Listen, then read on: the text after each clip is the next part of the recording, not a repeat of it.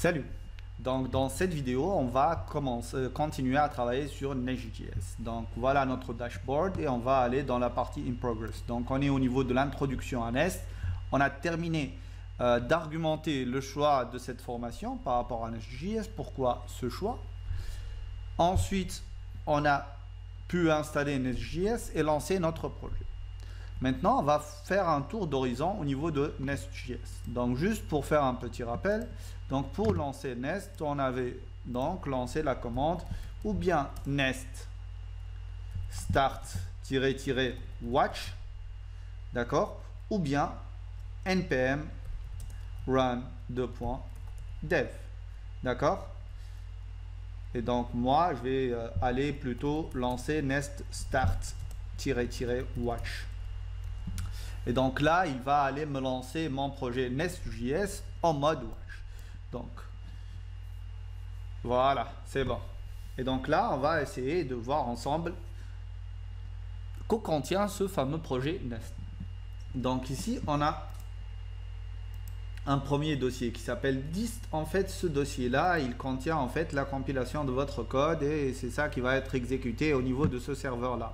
Donc, c'est en compilant ce serveur qui va vous créer votre dossier dist et qui va lancer votre projet. Ensuite, on va avoir le dossier Node module. Donc, normalement, toute personne qui a travaillé avec du Node, du JavaScript, connaît Node module. C'est le dossier qui va contenir l'ensemble des dépendances de votre projet. Donc, c'est l'ensemble des bibliothèques dont a besoin votre projet pour pouvoir fonctionner. Bien sûr, le contenu de ce dossier-là, il est décrit ici, au niveau de la partie dev dependencies and dependencies. Donc, c'est le fichier package.json. Donc, d'un point de vue dépendance en mode production, ou quel que soit le mode ici, on a besoin de Nest.js, de la bibliothèque common, du corps de Nest.js, de la plateforme express de Nest.js, de la bibliothèque reflect metadata, du rimraf et de RxJS. Vous n'êtes pas obligé de connaître ce qu'il y a dedans. Vous devez juste savoir que au niveau de votre projet Nest, pour qu'il puisse fonctionner, il a besoin de ces dépendances-là. C'est toute la partie abstraction de votre framework. Abstraire quelque chose, c'est-à-dire que lorsque vous utilisez quelque chose, vous n'êtes pas obligé de comprendre comment il marche. Le niveau d'abstraction se fait à travers les outils offerts par ce quelque chose-là. Prenons un exemple très simple. Si vous avez une voiture, vous avez le volant qui abstrait comment les roues bougent, vous avez l'accélérateur qui abstrait l'accélération et la pédale de frein qui abstrait le freinage. Et donc, une personne peut savoir conduire une voiture sans pouvoir connaître rien du tout concernant comment elle marche de l'intérieur. La partie Dev Dependencies, c'est toutes les dépendances nécessaires en mode développement. Et donc, on a besoin du CLA et c'est normal. On ne va pas aller scaffolder du code ou lancer un serveur de dev au niveau de la production. On a besoin des schématiques qui contiennent, en fait, c'est là où on peut définir chaque commande, elle fait quoi exactement. Tout ce qui est test, tout ce qui est express, jest, node, etc. Tout ça, le SLIN, donc c'est les règles d'écriture. Jest pour tout ce qui est test. Prettier, c'est pour en fait mettre en page votre code, etc. Tout ça, c'est au niveau du développement. Donc tout ça, ça va être installé au niveau de notre Node module. Vous pouvez le supprimer en lançant la commande npm install. Il va automatiquement aller chercher le fichier package.json et installer l'ensemble de ces dépendances-là. Donc ça, c'est pour la partie Node module. Maintenant, la partie configuration, le source, je vais y revenir plus tard. La partie test, c'est pour les tests end-to-end. Et maintenant, la partie configuration. Donc, vous avez votre fichier gitignore. Ça, c'est pour la partie git. Donc ici, c'est l'ensemble des dossiers qui ne vont pas être traqués par Git. Donc Git, il ne va pas suivre ces fichiers-là. Il s'en fout de ces fichiers-là. Par exemple, Node module. C'est normal. Pourquoi? Parce que tout simplement, ce n'est pas notre propre code. C'est un code qui se trouve sur Internet. C'est un ensemble de bibliothèques que nous avons téléchargées. Pas besoin d'aller les mettre dans un repo alors qu'elles y sont déjà, mais dans un autre. Donc lui, il sait où il se trouve. Il peut aller les chercher à tout moment pour nous. Après, Prettier, ça c'est vous n'êtes pas sûr de l'avoir le fichier, c'est lorsque vous installez Prettier. Ok. Après, on a le nestcli.json. Donc ça, c'est notre fichier qui correspond à la configuration de la CLI. Et il lui dit, bah, va aller chercher tous les commandes au niveau de la schématique. Après, on a notre fichier tsconfig.json, c'est la configuration de TypeScript, puisque Nest, c'est un framework TypeScript. Donc ça, c'est ce qui est configuration. Maintenant, on va aller au niveau du dossier source. C'est 4 fichiers ou 5 fichiers tout simple. En fait, le fichier principal, c'est le main.ts. Ça, c'est le cœur de votre projet. C'est la première chose qui va être exécutée. Pour ceux qui font de l'Express, bah, vous allez voir que c'est très simple. On a créé une fonction, une méthode qui s'appelle Bootstrap, une fonction asynchrone, et on va la lancer à l'appel de ce main.ts. Et donc, qu'est-ce qui va se passer? Bah, tout simplement, elle va aller créer une application Nest en utilisant le Nest Factory. Nest Factory, le mot Factory, ça vient du design pattern Factory. C'est une fabrique qui va vous permettre en fait de fabriquer des choses. Ici, elle nous fabrique des applications Nest.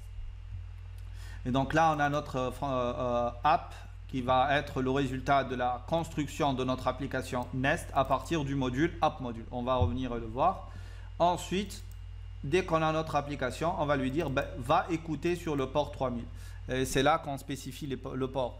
Donc, vous pouvez le changer comme bon vous le semble. Vous pouvez mettre 5000, 4000, tout ce que vous voulez. Par défaut, tout ce qui est Node, ben, il utilise le port 3000. PHP, c'est 8000. Angular, c'est 4200, etc. C'est juste des petites conventions qu'on utilise. Mais il suffit d'avoir un port qui est libre et vous pouvez l'utiliser. Et donc, lui, il va nous créer ce app module là.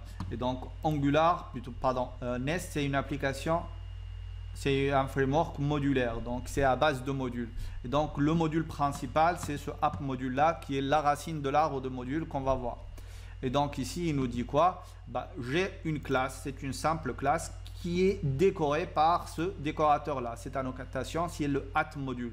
Ça, réellement, c'est une fonction qui va prendre comme paramètre ça et qui va exécuter le code nécessaire pour dire à Nest, voilà, ça c'est notre premier module. Et ce module-là, il contient un contrôleur et un service. Et donc, si on va au niveau de notre contrôleur, c'est ce contrôleur-là. Pareil, c'est une classe. Tout ça, on peut l'effacer et on va le reprendre dès le début. Donc, il faut juste comprendre plus ou moins ce qui se passe. C'est une classe. Cette classe-là, elle utilise une autre classe qui s'appelle AppService. Elle l'appelle et elle lui dit va appeler la méthode getHello. Donc si on va au niveau du getHello, on va avoir notre Hello World. Je vais le modifier en Hello Nest Tech Wall. Et là, automatiquement, vous voyez, dès que je change, puisqu'on est en mode --watch, il a vu qu'il y avait un changement. Il a détecté le changement. Il est allé faire un start de la Nest Application. Donc, vous voyez, il est allé ici, lancer ça. Après, il a initialisé les dépendances du app module. Ça, en allant, puisque lorsque j'ai créé la méthode, je lui ai dit, utilise le app module. Au niveau de app module, il a un contrôleur et un service. Donc, les dépendances, c'est ça. Ensuite, il est allé appeler le app controller. Vous voyez. Au niveau du app controller, il a reçu la méthode get. Ça, on verra après. Mais parce que tout simplement, en fait, en venant ici et en voulant exécuter notre code, qu'est-ce qu'on va faire? On va aller tout simplement appeler localhost 3000. En actualisant, c'est Hello Nest Tech Wall. Et donc, si on veut inspecter notre code, je vais aller au niveau du network et je vais relancer ça. On va avoir cet appel-là au localhost 3000 avec des headers. Donc on a envoyé du get et on a reçu une réponse de 304. Donc la request c'était donne-moi la ressource localhost 3000. Donc lui il nous a retourné comme réponse donc cette chaîne là Hello Nest Tech Wall. Donc on a vu maintenant le cheminement en fait d'une application Nest. Réellement c'est un fichier main.ts qui va bootstrapper une application Nest. Cette application là va écouter le module principal app module qui va contenir des contrôleurs et des services. Et on va voir après comment créer ces contrôleurs là, comment créer ces services. Et donc au niveau du contrôleur, nous avons vu que la méthode, elle pouvait gérer une requête en get, et si on recevait cette requête en get là, eh ben, il allait exécuter ce code là. Tout ça, on va le voir un peu plus en détail dans les prochaines vidéos. L'important, c'est que vous compreniez que Nest.js, c'est une application, c'est un framework qui vous offre en fait ce dossier-là avec plein de fonctionnalités prêtes à l'emploi. Et nous, on va voir petit à petit les différentes choses qu'il nous offre et qu'on peut utiliser. Donc, on a terminé cette partie-là. Donc, on peut dire que ce item-là a été finalisé. Donc, ça, c'est complete. On a terminé cette partie-là et on peut la mettre dans la partie done.